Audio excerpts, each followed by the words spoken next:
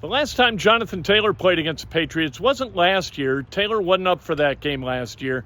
Deion Jackson was the lead back for the Colts the last time the Colts played the Patriots.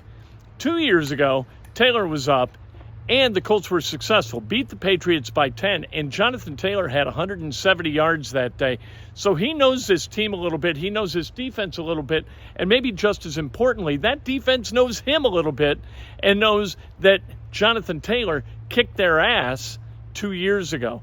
That's going to be a big deal, how Jonathan Taylor can attack that Belichick defense and how the Belichick defense can do what it needs to do to stop Jonathan Taylor.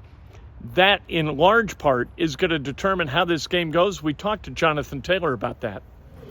Like you said, number one, game planning for a tough game versus New England, but then trying to get all the logistics right. You usually got a normal week.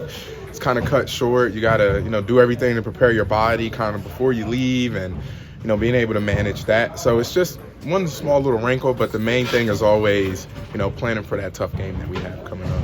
Getting a win going into the bye week, going even on the season, kind of going into the latter stretch of the season, what can that do for this locker room if you can get out of there with a win and go into the bye on a high note? That would do a lot, especially just, have the energy high heading into the bye week, allow guys to restore their bodies, their minds, and we know this back half stretch is where, teams have to bolster up. You're either going to go up or you're going to go down. So it'll do a lot in order to make sure that we can continue to trend upwards. JT, when teams, you've seen this before, when teams really load the box on you guys and say you're not going to run, you still have to run. Does it change things at all? Well, it definitely does change some things, but in order to continue to push through, we got to be excellent in our alignment, assignment, and technique. Like you mentioned, no matter if they try to line up in a certain scheme to prevent the run, you're going to have to establish some type of run. So just being able to be honed in, offensive line, tight ends, receivers, running backs, everybody working together because, of course, their game plan is to stop that, but you got to be able to find some production there. I mean, when you boil it down, isn't the run game needs to be you guys' strength? Is that what this team's built on? Well, yeah, it definitely could be, but I believe you guys have seen over the past few weeks, we have some explosive playmakers in the past game, some tough playmakers in the past game, especially last game, but just being able to help ease that in the past game, allow those guys to get open, it definitely does wonders to be able to establish that run. When you saw Pitt get lit up and get up and move back in, did you say that's Pitt?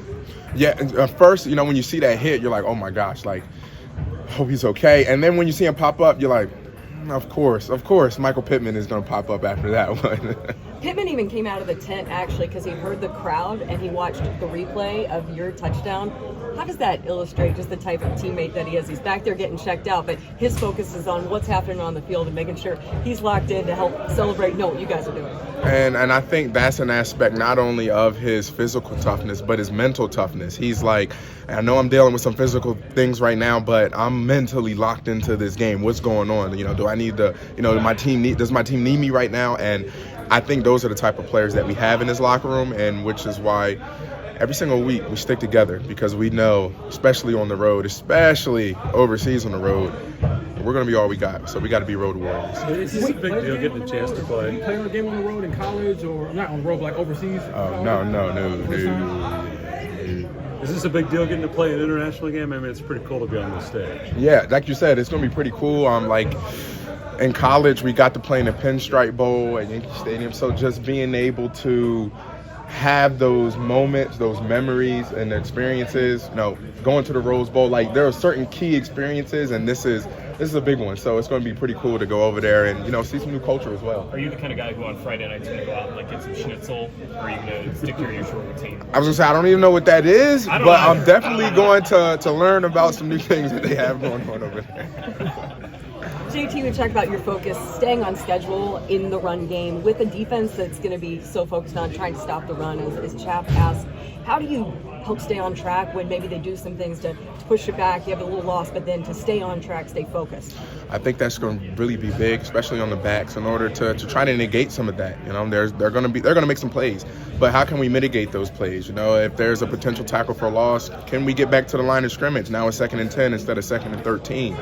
Just little things like that. But as well as if we got to be able to squeeze out those 2 or 3 yard runs and try to push them into 4 or 5 yard runs. Just anything that we can do in order to make sure that we stay on schedule is going to be vital in this game. JT, we finally saw I don't know if it was intentional, we saw the spin on the touchdown on the catch. So I guess can you rate your spin? You talked about, you and Zach Moss trying to pick something up from him. Was that one of those experiences, or are we still to see more? Yeah, that was a little bit, kind of got tackled and had to try to spin, but I would definitely love to do one that's more I don't want to say meaningful, but on purpose rather than just falling into it.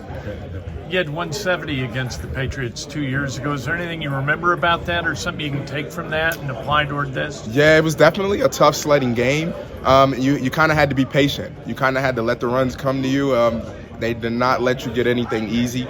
So just understanding, especially after that last game that we had when I was there, they're going to definitely be looking forward to making sure, hey, this guy is not doing that again. So you're going to have to definitely stay patient, but also remember your keys, remember your techniques. You don't want to just go out there and, I want to have a big game, because it's not what it's about. It's about getting a win, but it's definitely going to be tough sledding. They're really productive against the run. I mean, what is it that sets them apart? Do they just sell out against the run, or is it something more specific? No, definitely the way that they structure their defenses. They like to show you kind of the same defense, but in multiple different ways. They really want to make sure you're sound and all of your IDs, your protection. So it's going to be big on us, not only up front, but in the backfield, to make sure we're all on the same page and in communication, because they'll show you a lot of different things to get to some similar fronts. JT, I know you appreciate the opportunity obviously to play in the NFL, but when you look back and you think about where you guys are about to experience this weekend, how special is that to be able to go out of the country and play a game that you have? I think it's something that we love, and then now we get to go and share that experience with another part of the world, and I think that's going to be really touching, because it's something that means a lot to us, and then now to have another country welcome us with open arms and embrace our culture, and then us going over there and being able to embrace their culture, it's going to be a pretty cool experience. All right, thanks, guys. Gardner.